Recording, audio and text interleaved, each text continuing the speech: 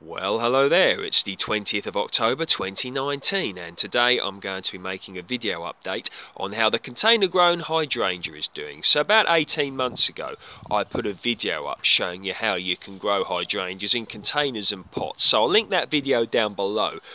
And I've had some lovely comments both on the actual comment section of the video itself and also on the Instagram account. People saying they're growing these in containers and pots on balconies because they live in a flat or an apartment. They're running out of space in their own garden, so they can't put one in the ground, but yet they still want one or two or whatever in their own collection of plants. And why not? Because they're absolutely beautiful. They're so worth having for so many reasons. They're beautiful, the bees love them, they're hardy, they're just lovely to have. So have one if you can. So I'm making this video today because I thought it'd be a good time to do it, because I saw some hydrangeas growing in some containers in somebody's garden and I noticed they were suffering from a nutrient deficiency.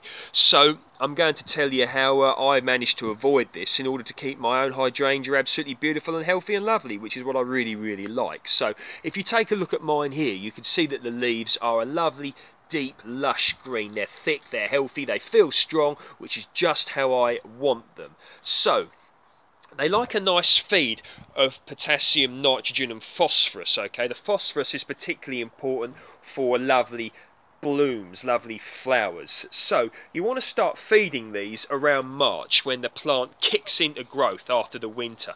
So they are most hydrangeas are deciduous, meaning that the leaves fall off during the dormant season. So around March, start feeding it nice balanced fertilizer. I'm using liquid seaweed, tomato feed would do. You can also get sort of like powdery feeds that you get. As long as it's balanced, it should be fine. But I like to use, liquid seaweed. Calcified seaweed would also be a good one. But make sure it's well fed, and you want to be, regularly feeding it with a liquid fertilizer about once a month during the growing season, and the plant will reward you with this. Now, this can be where it gets difficult to balance. Now, hydrangeas like a lot of water, okay, but if you're growing it in a container or a pot and you're regularly watering it, this can leach the nutrients out the bottom of the pot from the growing medium, and of course the plant will be using the nutrients as well, and indeed needing them. So if you're regularly watering it, you need to regularly feed, okay. So down here in the southeast of the UK, it's one of the driest parts of the UK,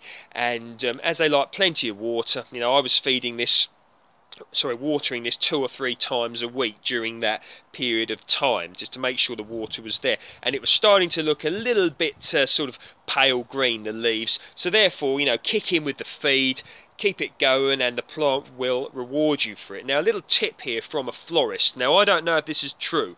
A florist told me that, because of course hydrangea flowers are very, lovely, useful to use in floristry, that when you water them, water the flowers as well, because the flowers absorb this and look more lush as a result. Let me know what you think down below if you know anything on this. So we'll just pan the camera around and you can have a look at it, just how lovely this lush growth is. Now, looking at the flowers, you can see they're not looking particularly attractive at this time of year, and that's normal, okay. We're well into October now, and the flowers are past their best. But what I'm going to be doing is leaving them on, and the reason for this is to protect the buds for next year, okay, because we will be getting some frosts and they won't be that far away now, but we could get a hard winter, who knows. So I want to give the plant the best chance, nice protected buds over the winter period, dormant season, so the higher chance possible of lovely blooms next year. So we'll just have a look around and you can just see the lovely new growth. It's so lush. Now, this is one thing that's very important at this time of year, okay. You can often start to see like a redding, purpling of the leaves, okay, and this quite often happens when the temperature suddenly gets cool, and it has got a lot cooler around here than it was. So wouldn't worry about it this time of year. As I stated earlier, the plants are deciduous, so we'll be losing its leaves soon for the dormant season. So basically, in a nutshell, check that video out, have your nice growing medium already that the plant's already in, and then start feeding it once a month. Keep an eye on your watering regime, not over watering, not under watering. Maybe, you know, fiddle with this. Let's say you're watering it 3 times a week during a real dry spell and the plant's starting to look a bit you know, greenish leaves. Maybe cut down to twice a week, but keep an eye on it. Make sure you're not starving it of water, because that's very stressful for the plant as well. You know, when you're growing plants in containers, you've really got to be like look at it like you would a pet, you know, really give it some love, give it some care, give it some attention. So feeding, watering, and also with regards to hydrangeas, I had this in where it sits. It's about 6 hours in the sun all day during the summer. They don't like to be in the sun all day, okay? So give them a little bit of strong sun, but you don't want them, you know, in baking hot sun all day, and this is particularly true for climbing hydrangeas. So what this basically did, so last year after I planted it, it put its boots in, as I call it, its roots, put out its root structure. This year it's put out some lovely growth, and I'm expecting next year, you know, for it to just have some really, really gorgeous blooms on it. So I'll let you just have a nice look at it like that. So these are perfectly hardy here in the UK.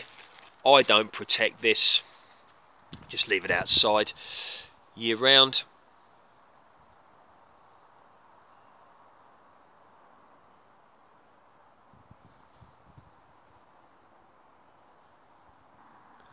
So I intend to be adding to the hydrangea collection. I hope you can see that there. But so many different types that you can get now. I'm thinking of getting a climbing one. I really, really love these plants. So if you've got any questions on hydrangeas or whatever, please feel free to post below. And if you like my work, as always, please feel free to like, share and subscribe. Instagram Dan_Home Gardens. And I hope you're having a lovely autumn. Take care, speak soon, and have a lovely Sunday.